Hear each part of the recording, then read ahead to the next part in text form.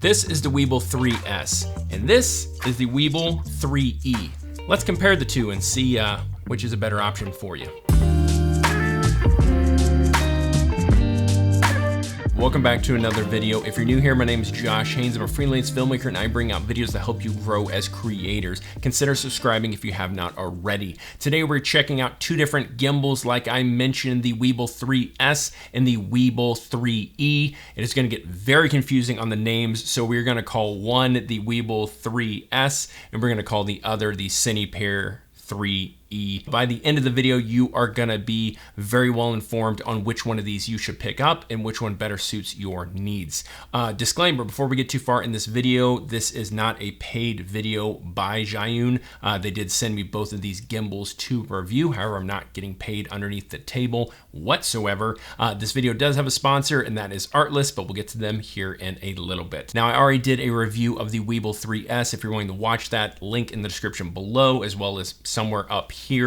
This video is geared more towards the Cinepeer 3E, as well as putting it head to head with the 3S to see which gimbal you should possibly be picking up. Now, first things first, let's dive into some specs, and we will start with the Cinepeer 3E. The Cinepeer weighs 2.31 pounds. It has a payload of 6.6 pounds, so you're gonna hold a pretty significant amount of weight on that gimbal. It has a run time of 16 hours, which is phenomenal.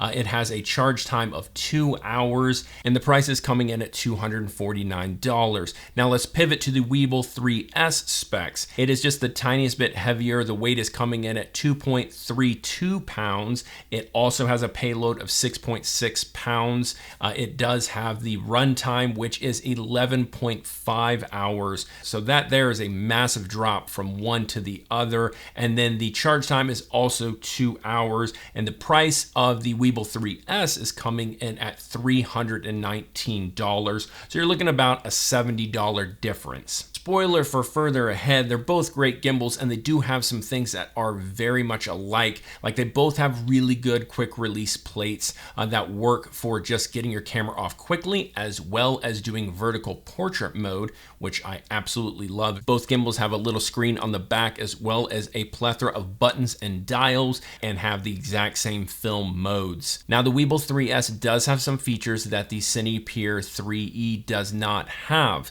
The 3S has a fill light that is bicolor and dimmable, as well as there is a lens support attachment that does not come with the Cinepeer 3E. And the Weebill 3S has a port that's going to let you do video transmission, as well as a port to use an attachment to pull focus on your camera. However, both gimbals do have the Bluetooth shutter control, so it doesn't matter which one you're looking at. You can rest assured they both got that. Now, before we go any further with the review of both of these gimbals, which is a lot to do in one video, let's talk about the sponsor of today's video, and that is Artlist. If you're a filmmaker like me, you understand time is money in this industry. Artlist has got your back. It's as simple as jumping on artlist.io, finding the right music, template, sound effect, plugin, whatever you're looking for, they've got it on there. My new favorite thing that Artlist has done is add a highlight tab to the website. I make sure that tab is on, and now the most popular part of the song is going to be playing when I check out the music. I'm really just scratching the surface with Artlist. They've got that amazing sound effects that when you click on a video, it's going to bring up sound effects that's suggested for it. They are really ahead of the game. If you're going to check out Artlist, I will have a link in the description below. Use that link when you sign up, and you get 2 extra free months when you sign up for a yearly subscription. Thank you so much, Artlist, for sponsoring this video and other creators just like me.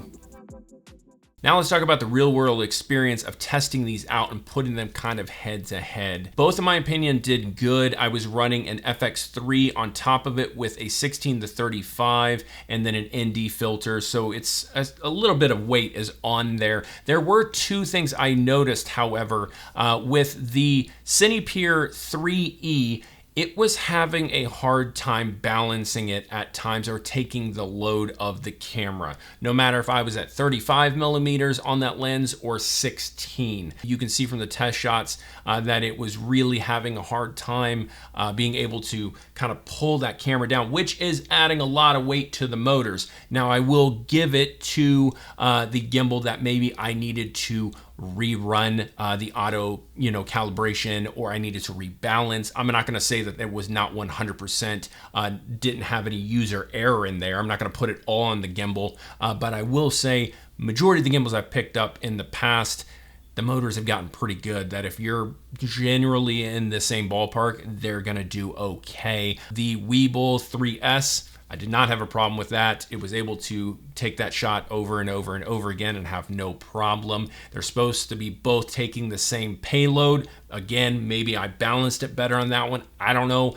But all I saw was one clearly did better than the other. The second thing that I noticed was that sling grip made a massive difference. I knew it would going into it. I tested it with it and without. The footage looked the exact same, but it was so much more comfortable using. You can buy that sling grip separately. If you look at the bottom of each gimbal, they are the exact same. So if I wanted to, I could have detached that quick release plate, moved it over to the Cinepeer 3E, and it would have worked just fine on there. So that's not really a diss to one gimbal over the other. That was just me noticing, man, that grip really does make a massive difference. Now let's talk about my final thoughts and which gimbal you should be picking up.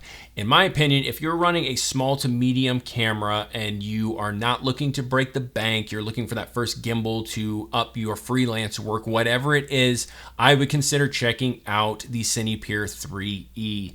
Now, if you are someone that needs those extra features like the video transmission, the focus pulling port that's on there, as well as the video light, you might want to go ahead and just spend the extra $70 and pick up the Weebill 3S. In my opinion, both are great. One doesn't really crazy outweigh the other, and especially because you can go ahead and pick up that sling that's going to give you better grip on the Cinepeer 3E. That's really what it comes down to. Are those extra few features is what you're looking for? Is the extra $70 worth spending? You let me know in the comments. That's pretty much all I got for you guys today. Again, links will be in the description below for everything talked about in today's video. You're amazing. I'm the Iron Giant. I'll see y'all next time. Peace!